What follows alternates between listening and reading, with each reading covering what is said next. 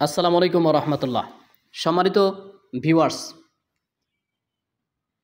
একটা মজার বিষয় নিয়ে আপনাদের সামনে এসেছি। সেটা হলো, আপনারা স্ক্রিনে দেখতে পারতেছেন, একটা পিকচার দিয়েছি। এই পিকচারটা বাংলাদেশ জামাত ইসলামীর সহযোগী সদস্য ফরম। এই সহযোগী সদস্য ফরম নিয়ে আলোচনা করব। আসুন দেখি এখানে কি লেখা আছে। একেবারে প্রথমে লেখা আছে বিসমিল্লাহির রহমানির রহিম, বাংলাদেশ জামাত ইসলামী সহযোগী সদস্য ফরম। এরপরে লেখা আছে আমি মোহাম্মদ, অর্থাৎ এখানে যে সহযোগী সদস্য ফরম পূরণ করবে তার নাম লিখতে হবে। প্রথম নম্বরে লেখা আছে, বিশ্বাস করি যে দেশে শান্তি শৃঙ্খলা এবং ন্যায় বিচার প্রতিষ্ঠা করিতে হইলে শাসন ক্ষমতা ধার্মিক চরিত্রবান ও নিঃস্বার্থ লোকদের হাতে থাকা প্রয়োজন। 2 নম্বরে লেখা আছে, বাংলাদেশ জামাতে ইসলামী সমাজ ও রাষ্ট্রের সকল স্তরে এই ধরনের সৎ ও যোগ্য লোকের শাসন প্রতিষ্ঠার চেষ্টা করিতেছে বলিয়া এই সংগঠনকে আমি আন্তরিকভাবে সমর্থন করি। 3 নম্বরে লেখা আছে, রাজনৈতিক স্থিতিশীলতা ও অর্থনৈতিক মুক্তির জন্য বাংলাদেশকে একটি কল্যাণ রাষ্ট্র হিসাবে গড়িয়া তুলিবার উদ্দেশ্যে আমি জামাতে ইসলামীর সহিত সহযোগিতা করিব। 4 নম্বরে ব্র্যাকেটে কি লেখা আছে দেখুন, একটু খেয়াল করুন। আমি মনে প্রাণে বিশ্বাস করি যে একমাত্র জান্নাতের সুসংবাদ প্রাপ্ত দল হলো জামাতে ইসলামী শহীদি কাফেলা, নাউযুবিল্লাহ। এই জন্যই আমি বাংলাদেশ জামাতে ইসলামীর সহযোগী সদস্য হইলাম। বন্ধুগণ, একটু খেয়াল করুন, এই মার্ক করা 4 নম্বর পয়েন্টটা, এটা যেটা লেখা আছে আমি আপনাকে পড়ে শুনিলাম। এখন এই যে মার্ক করা এই 4 নম্বর পয়েন্টটা, এটা কি বাংলাদেশ জামাত ইসলামীর আসল ফরমে আছে?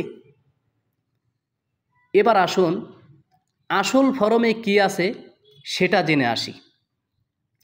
আসল ফরমে লেখা আছে 1, 2, 3, এটা তো ঠিক আছে। 4 নম্বর পয়েন্টে বাংলাদেশ জামাত ইসলামীর কি লেখা আছে সেটা জেনে আসি।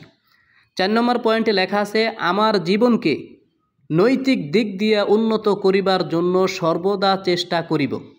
এই জন্যই আমি বাংলাদেশ জামাত ইসলামীর সহযোগী সদস্য হইলাম।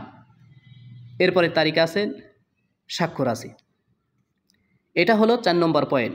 মানে আসলটার 4 নম্বর পয়েন্ট ছিল, আমার জীবনকে নৈতিক দিক দিয়ে উন্নত করিবার জন্য সর্বদা চেষ্টা করিব, এই জন্যই আমি বাংলাদেশ জামাত ইসলামের সহযোগী সদস্য হইলাম। আর নকলটায়, আমি মনে প্রাণে বিশ্বাস করি যে একমাত্র জান্নাতের সুসংবাদপ্রাপ্ত দল হলো জামাতে ইসলামী শহীদি কাফেলা, নাউযুবিল্লাহ। সম্মানিত বন্ধুরা, এভাবে করে জামাতের বিরুদ্ধে মিথ্যা প্রোপাগান্ডা করে, জামাতের বিরুদ্ধে অপপ্রচার করে সাধারণ মানুষকে, যারা অল্প শিক্ষিত অশিক্ষিত মানুষ, তাদেরকে বুঝাইতেছে যে দেখুন জামাত কী লিখছে, একমাত্র সুসংবাদপ্রাপ্ত দল জামাত ইসলাম, এটা তারা জানলো কী করে? নাউযুবিল্লাহ। বন্ধুরা, আসলে এটা অসৎ মানুষেরা করেছে, কিন্তু সাধারণ মানুষ তো এটা বুঝে না। তো মানুষ এত খারাপ হতে পারে, এত নিচে নামতে পারে? বিরোধিতা করবেন, রাজনৈতিক বিরোধিতা করবেন, দলের করেন, অসুবিধা নাই। জামাতের যেই ভুলগুলো, রিয়েল ভুলগুলো আছে, সেগুলো তুলে ধরেন জাতির সামনে, অসুবিধা তো নাই। কারণ রিয়েল ভুলগুলো তুলে ধরলে জামাত শুধরিয়ে নিতে পারবে, সহজ হবে। কারণ সেটা আপনারা বন্ধুর কাজ করবেন, কিন্তু মিথ্যা বানিয়ে এটা করবেন, এটা কেমন হলো ভাই? আল্লাহ তাআলা আমাদেরকে এইসব থেকে বিরত থাকার তৌফিক দান করুন।